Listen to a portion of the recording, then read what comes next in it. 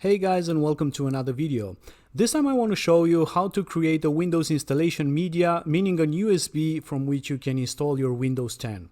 The first thing we need to do is go to Windows download location. You have the link to the website in the video description.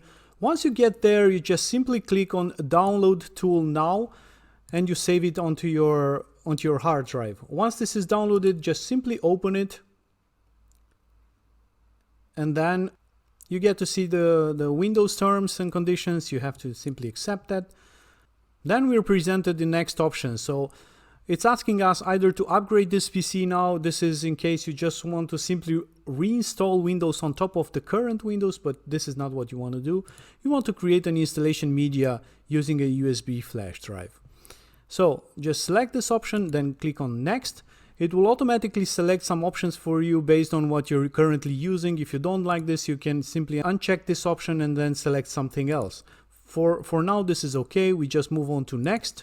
The next thing is to select where to save this Windows. We can either put it on a USB flash drive or we can create an ISO file for burning it on a DVD. Currently, we just move on with the USB flash drive and then select next. It will show you a list of drives which is available. I have my USB marked with letter E, so that's what I'm selecting, and then I'm moving over to next. Now Windows proceeds to download, then verifying, and then putting the media onto the USB drive. In my case, it took about 10 minutes, 15 minutes, so please be patient until this is ready. I fast forwarded the video so you don't have to wait that long watching it. Okay, so once this is done, you will get the message that your USB flash drive is ready. You just need to click on finish and that's it. You have your USB with Windows installed on it. You just need to boot up from your USB in order to start the installation of your Windows.